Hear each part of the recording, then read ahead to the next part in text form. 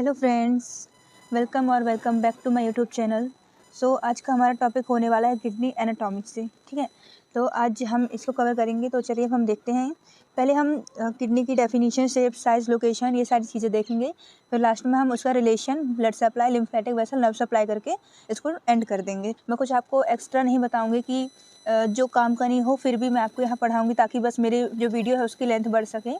तो मैं ऐसा कुछ नहीं करूँगी। मैं भी एक स्टूडेंट हूँ और मुझे भी पता है कि स्टूडेंट्स के ऊपर कितना सारा लोड होता है याद करने का, और बहुत सारी चीज़ें होती हैं। तो मैं इस वीडियो में सिर्फ उतना ही कवर करूँगी जितना आप लोगों को सफिशिएंट हो एग्जाम के लिए। ठीक है, तो चलिए अब हम इसको ज़्यादा देर न करते हुए स्टार्ट करते हैं। सो किडनी की इसकी डेफिनेशन क्या है कि ये पेयर ऑफ एक्सक्रीटरी ऑर्गन्स, ठीक है, ये क्या है, पेयर ऑफ एक्सक्रीटरी ऑर्गन्स है। ठीक है, एक्सक्रीटरी ऑर्गन्स क्या, वही जो हमारी बॉडी से जो वेस्ट मटेरियल को बॉडी से आउट करते हैं उनको एक्सक्रीटरी ऑर्गन्स बोलते हैं। ठीक है, ये कहाँ पेयर्स में होती है, जो हमारी बॉडी है उसमें जो किडनी होती है वो दो होती हैं। ये कहाँ होती है, पोस्टीरियर एब्डोमिनल वॉल में। ठीक है, आगे वाली होगी एंटीरियर एब्डोमिनल वॉल और पीछे वाली होगी पोस्टीरियर एब्डोमिनल वॉल। तो ये कहाँ होती है, पोस्टीरियर एब्डोमिनल वॉल में होती है, मतलब पीछे साइड, पीठ की साइड, बैक की साइड में। ठीक है, और क्या है, each of vertebral column behind the peritoneum, ये बिहाइंड पेरिटोनियम होती है। इसमें ये जो किडनी होती है हमारी, ये पेरिटोनियम से कवर नहीं होती हैं। ठीक है, इसलिए यहाँ बोला गया है बिहाइंड द पेरिटोनियम। और ये कहाँ होती है, वर्टिब्रल कॉलम के ईच है। वर्टिब्रल कॉलम वही रीढ़ की हड्डी, ठीक है, इसको हम नॉर्मली हिंदी में जानते हैं रीढ़ की हड्डी। किडनी है वो वर्टिब्रल कॉलम के दोनों एक एक साइड होती है कमर में। ठीक है, ऐसा कोई पूछता है कि किडनी कहाँ है हमारी बॉडी में, तो आप बोलोगे कि पीछे कमर है, उधर पास दोनों एक एक साइड रहती है किडनी। ठीक है, लाई रेट्रोपेरिटोनियली बिहाइंड द पेरिटोनियम, वही जो हमने यहाँ ऊपर अभी देखा बिहाइंड द पेरिटोनियम, उसी को बोल दिया रेट्रोपेरिटोनियली। ठीक है, रेट्रो मतलब पीछे और पेरिटोनियली मतलब पेरिटोनियम। किडनी कैसे रहती है, रेट्रोपेरिटोनियली। तो ये हुआ इसकी डेफिनेशन, इसके बारे में हमने जाना। कहाँ रहती है, देखते हैं लोकेशन। तो इसकी लोकेशन कहाँ होगी, occupy epigastric hypochondriac right and left lumbar and umbilical region. तो आपने एब्डोमेन में 9 क्वाड्रेंट पढ़े होंगे इस तरीके से। तो ये जो किडनी ऑक्यूपाई करती है एपिगैस्ट्रिक रीजन, मतलब एपिगैस्ट्रिक वाला रीजन ऑक्यूपाई करेगी, हाइपोकॉन्ड्रियक राइट एंड लेफ्ट दोनों। ठीक है, जो हाइपोकॉन्ड्रियक रीजन होंगे ये वाले, राइट एंड लेफ्ट दोनों वाले ऑक्यूपाई करेगी, और थोड़ी सा अम्बिलिकल रीजन ये वाला भी। ठीक है, तो इतना जो ये है, इतना एरिया ये किडनी ऑक्यूपाई करती है। ठीक है, तो चलिए अब हम आगे देखते हैं। और तो अब हम देखते हैं एक्सटेंड। एक्सटेंड मतलब कि जो किडनी है वो कहाँ से कहाँ तक रहती है। ठीक है, upper border of T12 and central body of L3। जो वर्टिब्रल कॉलम होगी, जो रीढ़ की हड्डी है, उसमें क्या है, T12 से लेके अपर बॉर्डर से लेके जो L3 है, ये L3 है, उसकी सेंटर बॉडी तक। ठीक है, ये किडनी एक्सटेंड करती है। फिर क्या है कि जो राइट किडनी है वो स्लाइटली लोअर देन होती है लेफ्ट से, मतलब कि जो राइट वाली होगी वो थोड़ी सा नीचे होगी, जो लेफ्ट वाली होगी वो थोड़ी सा ऊपर होगी। इस तरीके से आप समझ सकते हो। ठीक है, फिर हम इसका शेप देख लेते हैं कि जो किडनी है वो किस शेप में होती है। तो जो किडनी है वो 11 सेंटीमीटर लॉन्ग होती है, 3 सेंटीमीटर ब्रॉड होती है, और 6 सेंटीमीटर ब्रॉड होती है और 3 सेंटीमीटर थिक होती है। ठीक है, 11 सेंटीमीटर लंबी होगी, 6 सेंटीमीटर ब्रॉड मतलब चौड़ी होगी, और 3 सेंटीमीटर थिक मतलब मोटी होगी। ठीक है, अब इसका हम वेट देख लेते हैं। जो मेल्स होते हैं उनमें 150 ग्राम की होती है, 150 ग्राम की होती है। ठीक है, ये जो किडनी है, और जो फीमेल्स है उसमें 135 की होती है। ठीक है, फिर हम इसका कलर देख लेते हैं। कलर कैसे होता है, रेडिश ब्राउन कलर का होता है इसका कलर। तो अब हम इसकी पोजीशन देख लेते हैं कि जो किडनी है इसकी पोजीशन कैसे रहती है। ठीक है, तो जो हाइलम होता है, हाइलम मतलब कि जैसे कि ये हमारी किडनी हुई, ठीक है, मीडियली साइड एक डिप्रेशन रहता है, उसको हाइलम बोलते हैं। तो क्या है, hilum of the right kidney. ठीक है, जो राइट किडनी का जो हाइलम होगा जस्ट अबाउट द ट्रांसपाइलोरिक प्लेन, और क्लियर करके दिखा दे रही हूँ। फॉर एग्जाम्पल कि ये हमारे 9 क्वाड्रेंट हुए। ठीक है, तो ये वाला जो हो गया, ठीक है, ये वाला प्लेन, ये कौन सा प्लेन हो गया, ट्रांसपाइलोरिक प्लेन। ठीक है, तो इसमें क्या बोल रहा है, जो राइट किडनी है वो बिलो है ट्रांसपाइलोरिक प्लेन के। ठीक है, हाइलम ऑफ लेफ्ट किडनी है, जो लेफ्ट किडनी का जो हाइलम है वो क्या है, अबव द ट्रांसपाइलोरिक प्लेन। ठीक है, ये अबव में, जो लेफ्ट किडनी का जो हाइलम है वो अबव है ट्रांसपाइलोरिक प्लेन के। ठीक है, इस तरीके से ऐसे समझिए।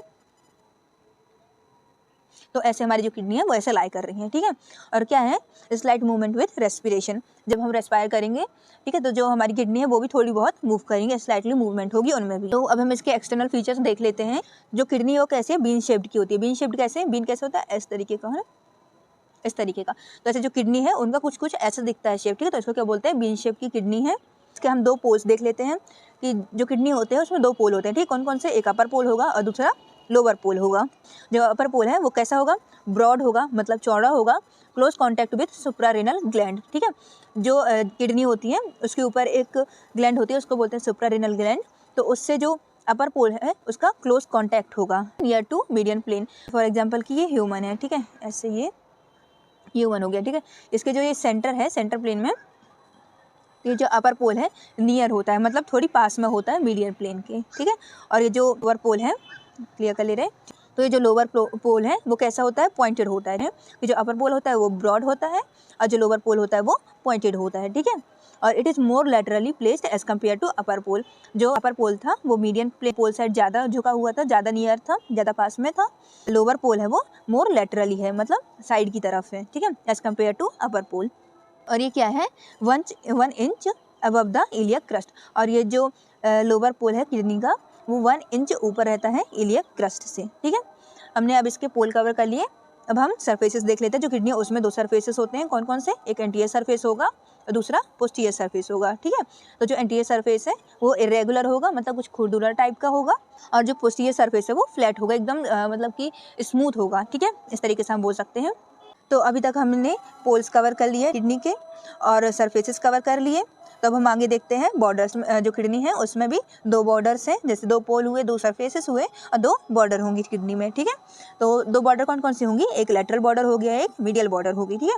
जो लेटरल बॉर्डर है वो कॉन्वेक्स होगी और जो मीडियल बॉर्डर है वो कॉन्केव होगी, ठीक है। कैसे, जैसे कि ये देखिए, ये हमारी किडनी है, ठीक है। तो इसकी जो लेटरल बॉर्डर है ये वाली, ठीक है, ये कैसी है, कॉन्वेक्स है।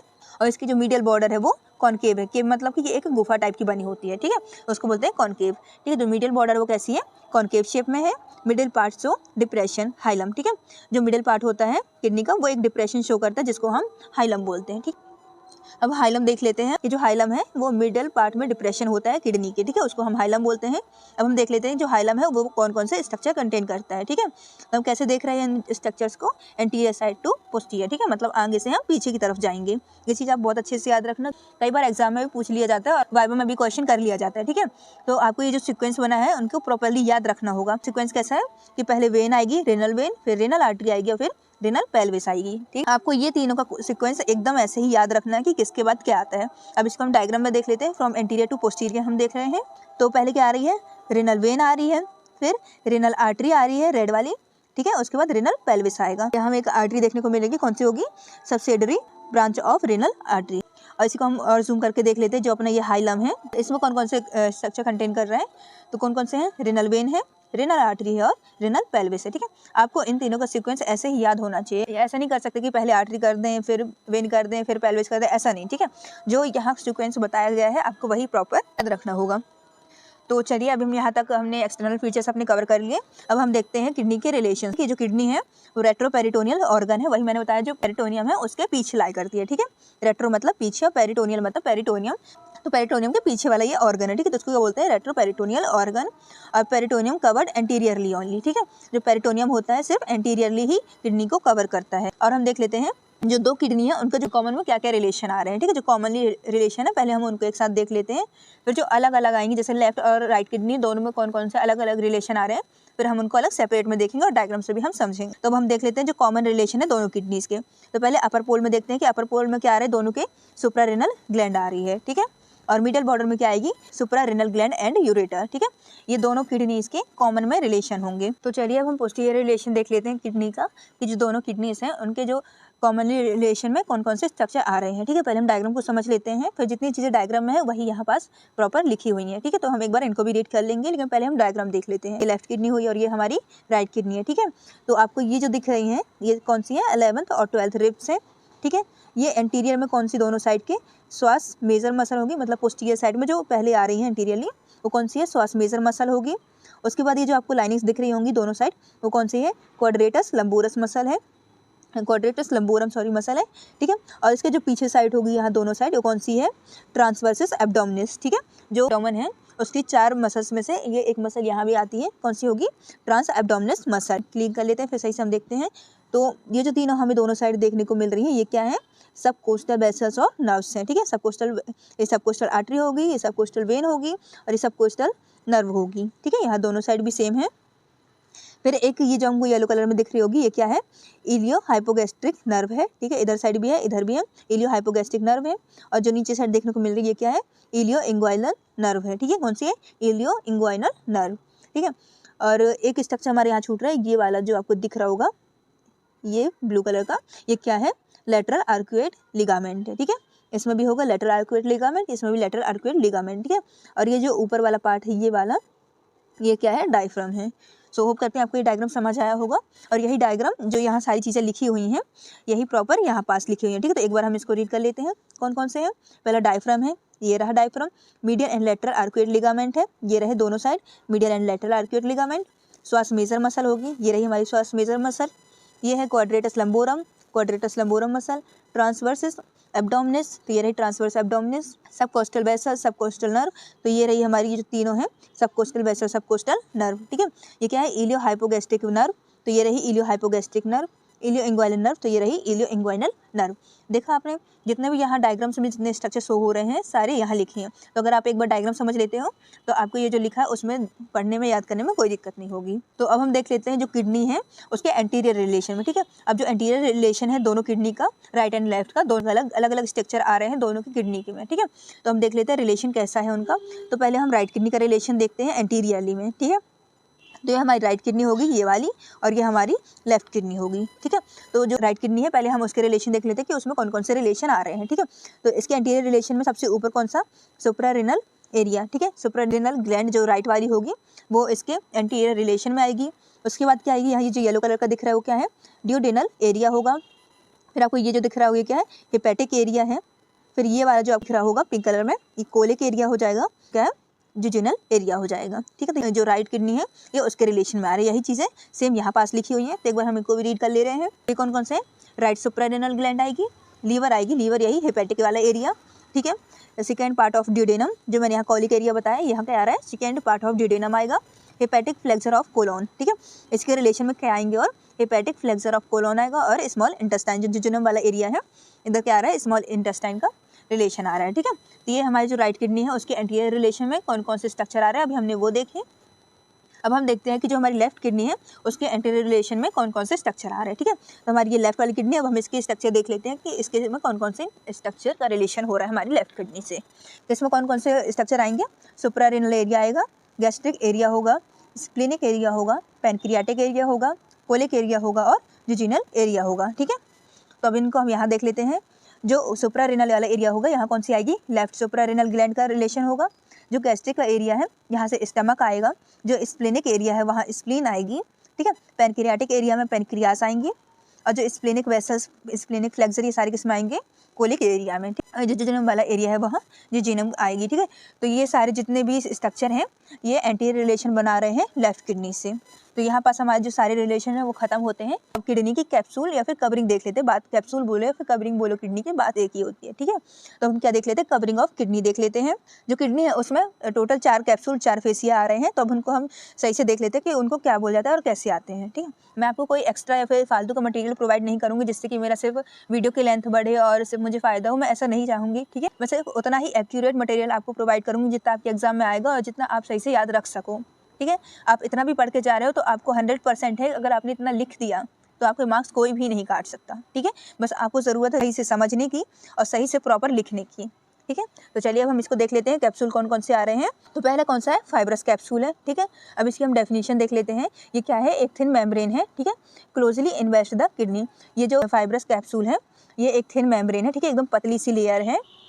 और ये जो किडनी है उस किडनी में एकदम मतलब चिपका हुआ है, ठीक है, क्लोजली इन्वेस्ट है। Normally it can easily stripped off but in certain diseases it become adherent and can't stripped. Normally जो ये फाइब्रस कैप्सूल है वो नॉर्मली स्ट्रिप्ड आउट मतलब किडनी से निकल जाता है, ठीक है। मतलब जो किडनी के कांटेक्ट में है ये जो फाइब्रस कैप्सूल, उसको अगर हम निकालेंगे नॉर्मल किडनी से तो वो आराम से निकल जाएगा। लेकिन जो कुछ सर्टेन डिसीजेस होती हैं जिसमें कि ये जो फाइब्रस कैप्सूल है वो किडनी से एकदम बहुत ज़्यादा मतलब एडहेरेंट, बहुत ज़्यादा चिपक जाता है, ठीक है, जिससे कि वो जो नहीं निकल पाता है, कांट स्ट्रिप्ड, ठीक है। मतलब कि अगर हम उसको निकालना भी चाहें तो वो फाइब्रस कैप्सूल नहीं निकल सकता किडनी से, ठीक है। ऐसे कुछ सर्टेन डिसीजेस होती हैं।